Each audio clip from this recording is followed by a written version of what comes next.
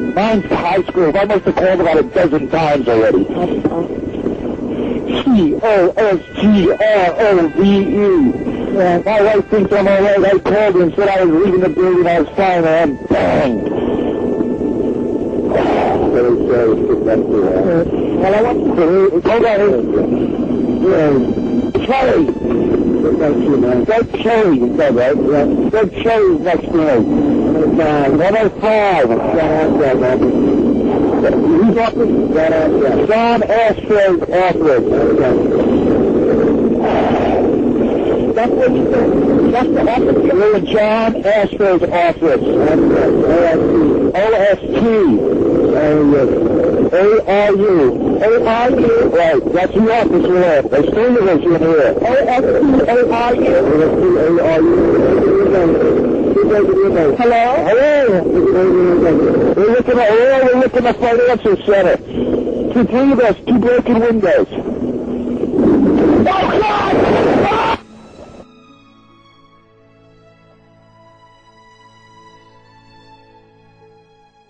Okay, what's your full name? Richard Leon Lazat. How long did you live in New York before the attack? The attacks were in 2001, and about 10 years. I moved there in 1991. How long did you live after the attack? Until 2010, so about 9 more years. Oh, jeez. Okay. 19 years there. What was your job that you're holding when 9/11 happened? English teacher at Martin Luther High School in Maspeth, Queens. Same job all 19 years.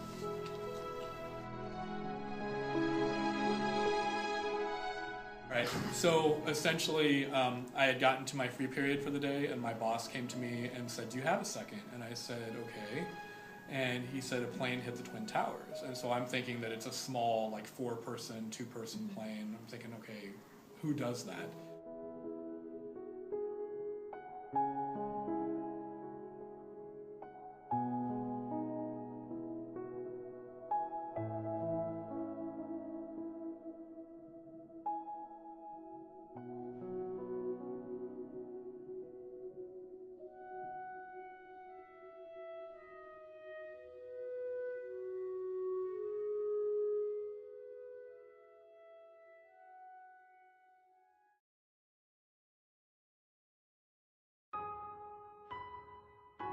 So we go up to the roof of the building, and the roof of our building, we had a pretty fantastic view of the Twin Towers off in the distance. They were probably 2 miles away, but you could see them clearly. And at that point, the planes had already hit. And so the first tower was already, I don't know if you've seen the footage, but the tower was black from where the plane had hit up. That was already there. The second tower had been hit. You could see the flames and actually the holes in the building, so that you could actually see the flames. But it just was surreal. You're sitting there going, this isn't real.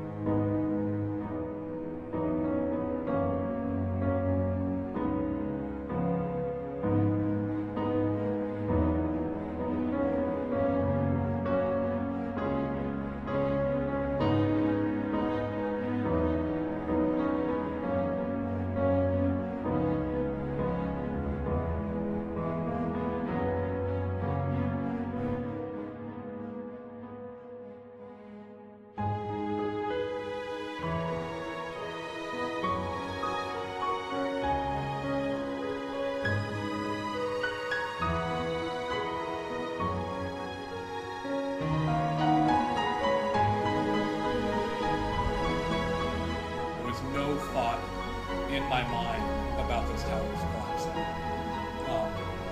So when I went up to the roof, there were a couple of other teachers up there, one who actually had her class up there, which I disagreed with. And some of the kids in that class, their parents worked down either in that area or in those buildings. And so that wasn't, in my opinion, a good choice to make. I didn't stay up there very long. I went back down into that living room behind the lab and got TV. And that's where I saw the towers fall was actually on TV. And until that happened, again, just no thought. Our school, in mind's eye being a teacher, keep teaching. You're going to get through the school day faster if you're focused and you're moving. And so the first class I had after that, I taught. But by that point, news had started to spread.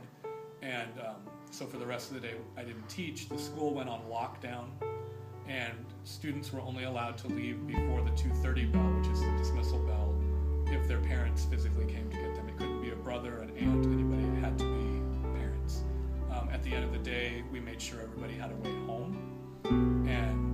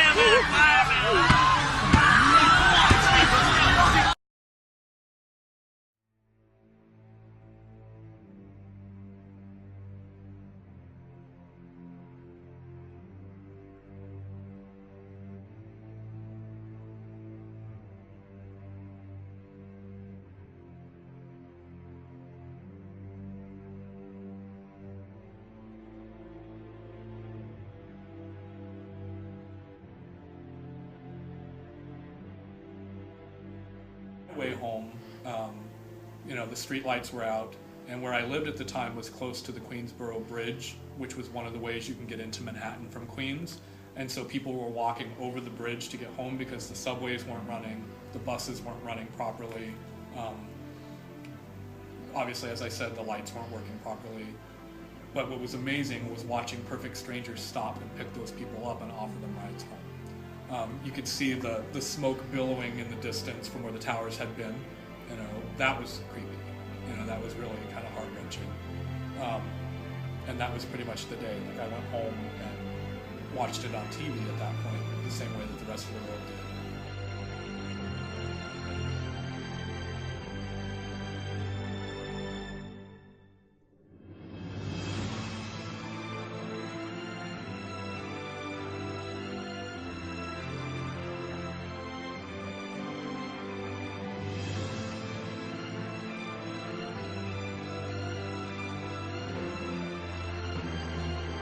He sent 7 text messages between 9:07 and 9:25 to friends and family. His growing desperation was clear. Someone had asked him if they could evacuate the building, and he said, we can't even move. When I spoke to him, he said, no, we're stuck. And I took stuck to be, maybe in a room or something, but can't move. To me, that sounds much, much worse. He said the room was filling with smoke, so the situation was definitely deteriorating as the minutes were going by. You're able to see more and more people assembling at the windows. As time is passing, not only are they assembled at the windows, but they are stacked upon each other at the windows. Acting, I'm sure, with an irrational search to somehow breathe.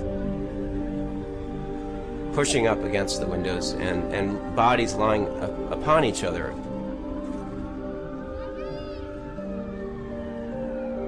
Some people, in fact, were actually hanging out of the windows and holding on across the steel that divided the windows. They were just so desperate to get air.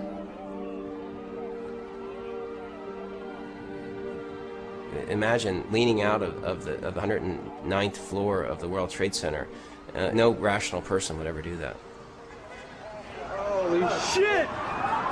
Oh my God! Numerous people jumping.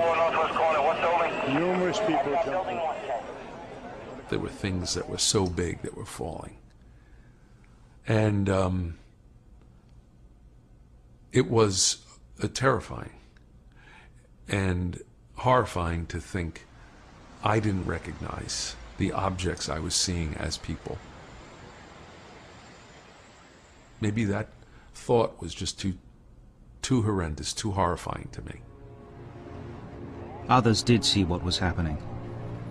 Lonely, 10-second journeys. A very public way of dying.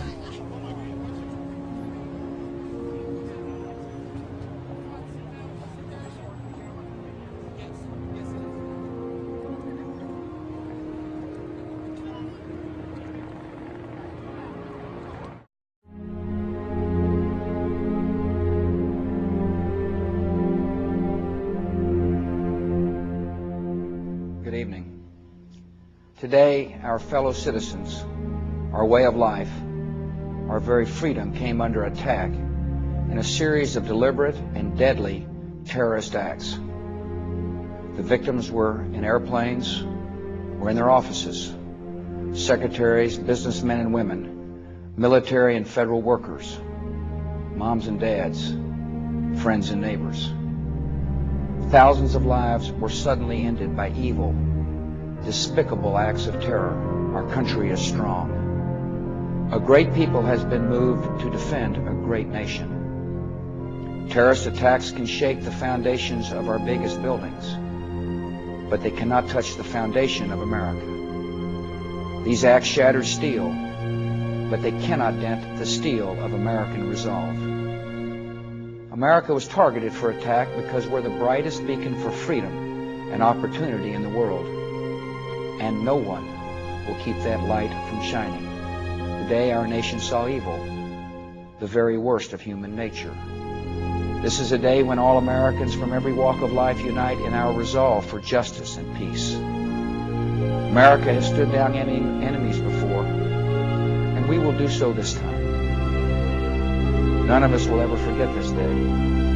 Yet we go forward to defend freedom and all that is good and just in our world.